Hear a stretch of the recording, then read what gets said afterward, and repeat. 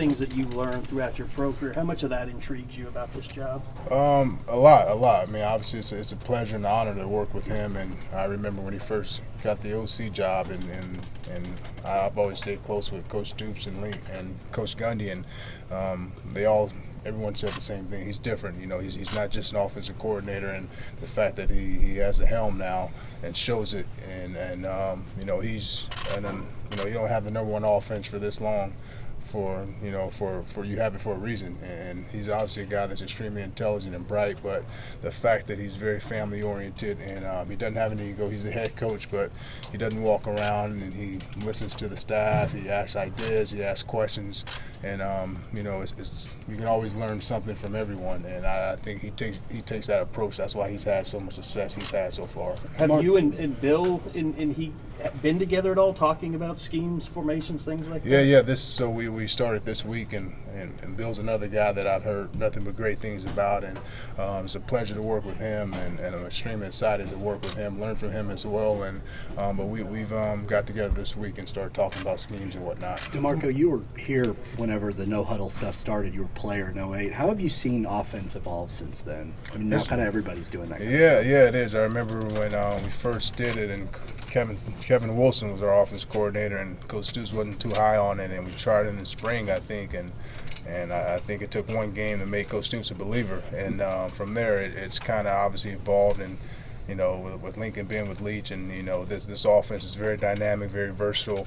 So having to be a part of it now, played in it somewhat similar to this offense is an extreme blessing, and a lot of familiarity behind it. So I'm excited about it. What do you make of the guys that you're inheriting, Kennedy and Trey, and guys who've had a lot of success? There's a lot of depth in that room. A lot of depth. You know, young, veteran guys who've played a lot of ball here. So I'm extremely excited about that. And but the competition will be very high, and it's a great problem to have for me, and I'm excited to obviously I spoke with those guys last week individually, and we'll get together sometime this week collectively, just to kind of embark on a few things, just kind of set some expectations. DeMarco, so many times when really good players go into coaching, they struggle. Why do you think that is, and how can you overcome that? I'm not sure. I'm not sure why that's been an issue, but for me, I mean, I have no problem, learning from others. I don't know everything. I don't believe I'm the smartest guy in the room, and the biggest thing is, like I said, I've always paid attention to everyone. Not just offensively, the offensive line coach. I'll pay attention to the DB's coach, the special teams coach, just to learn and get advice from them and learn. I believe you can learn from anyone. Good, bad, ugly, and I've always had that mindset, and I've always been, since I was here, I've always kind of been a coach in the room. Even here with the depth that we had here with Adrian, Chris Brown, and Moses, and all those guys. And when I went to Dallas, same thing. I've always kind of been that guy because I've been a cerebral guy that I've known not just the running back position, but what the offensive line is doing, what the tight ends are doing, and I prided myself on knowing the entire offensive system, not just my job. DeMarco, along those lines, a similar question, I guess. I must have gotten a dozen times over the past 2 weeks. Hey, is he going to be able to recruit? The presumption is, you've been out there in the NFL, you've made a bunch of money, you're famous, you don't have that hunger. Can you kind of address that and how maybe you do have the hunger to be an effective and dynamic recruiter? Yeah, I've never not had hunger to be a professional and be the best at what I can be. And, my whole thing from when I was a player, I never wanted the offensive coordinator, never wanted the running or the head coach to worry about my position. I took it upon myself to obviously be that vocal leader when I needed to be, but be that leader set by example. And that's the same approach now.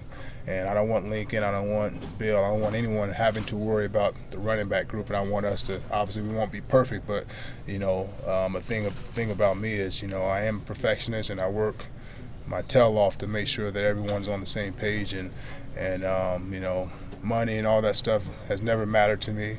Never something that I've talked about, or I don't have to do this job. I don't need it, but I do it because I love the game. I love the opportunity to go back and help some kids and let them pursue their goals on and off the field. Does it help the fact you're a recent player? I mean, you just got to playing a couple of years back.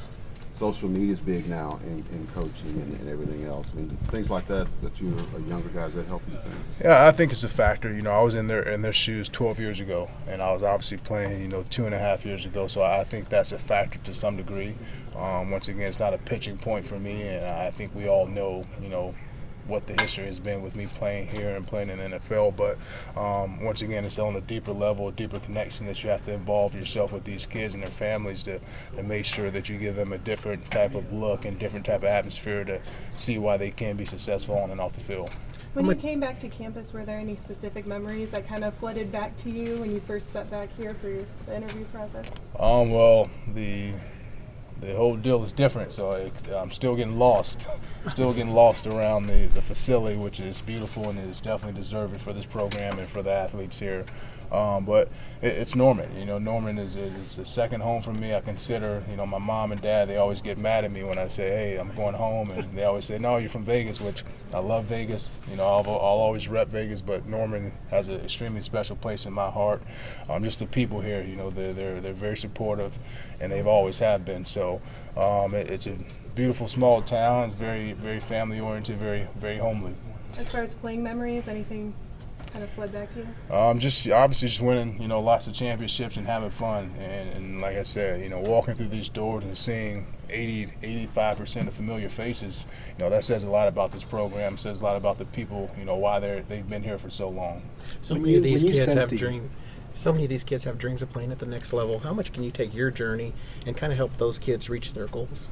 Everyone's not going to have that opportunity. And once again, I always revert back to the academic standpoint. And when I was here, Coach Gundy, Coach Stoops, they made it clear that you're a student first and you're an athlete second. And that's how I approach, my life on and off the field, is always being able to, have something to fall back on. And having that degree, having that piece of paper when you leave here, it's important. It's important because if you do make it, I retired when I was 30, so at some point you're going to have to get a real job. You're going to have to, do something differently with your life. So I think that's an important aspect that I can bring and help them understand that, this thing won't last forever.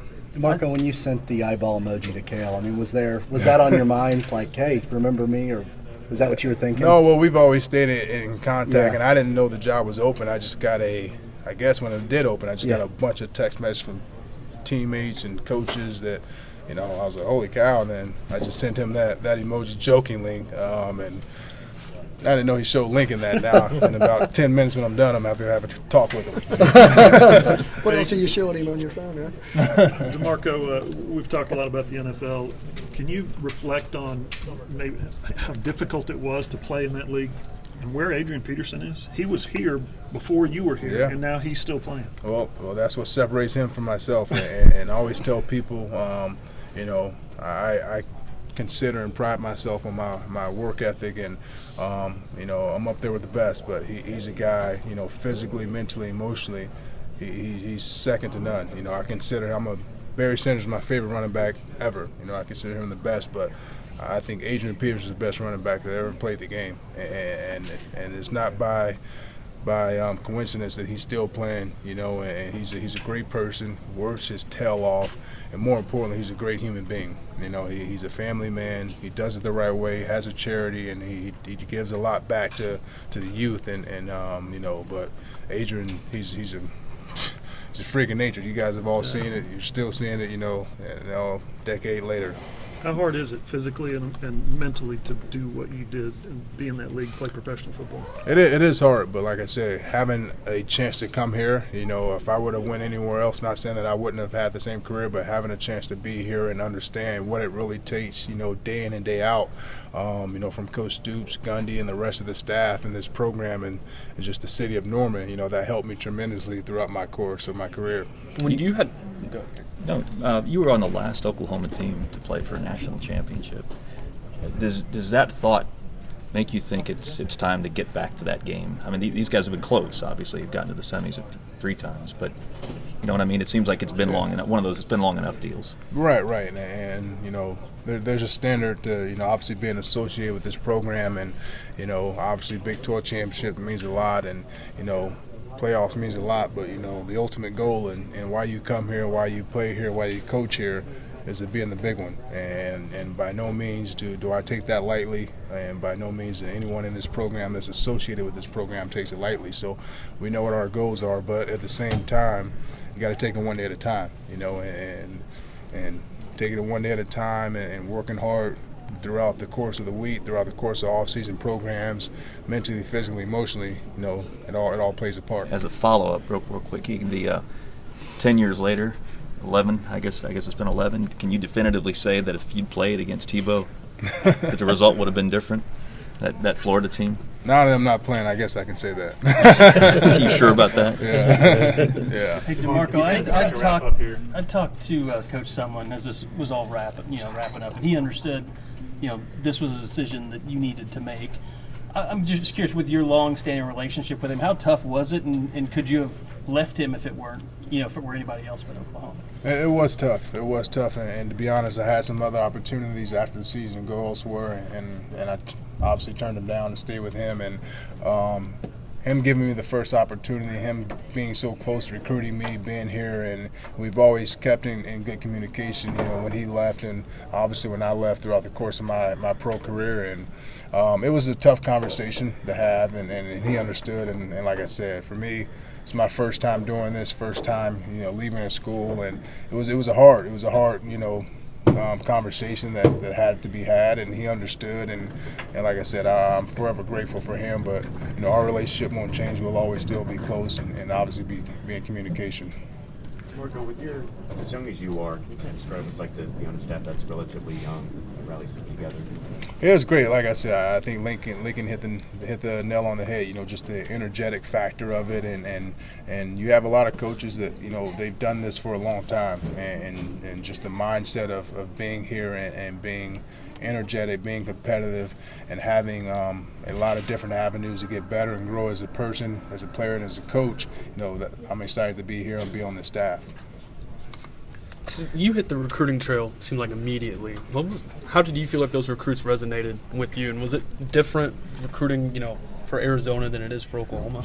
Yeah, obviously it's different. You're not going against Arizona States and Washington. Now you're going against the big dogs of all the other top schools. So once again, that's the process, and it is what it is. What do you feel like how those kids resonated with you in those high schools, right after you got the job? Yeah, I think they're very receptive, like I said, and it's a great opportunity to obviously walk in there with the OU logo on your chest, and so some of those kids I knew when I was at Arizona, so it made the transition somewhat easier. But like I said, being here it helps a lot. Thank you. Thanks.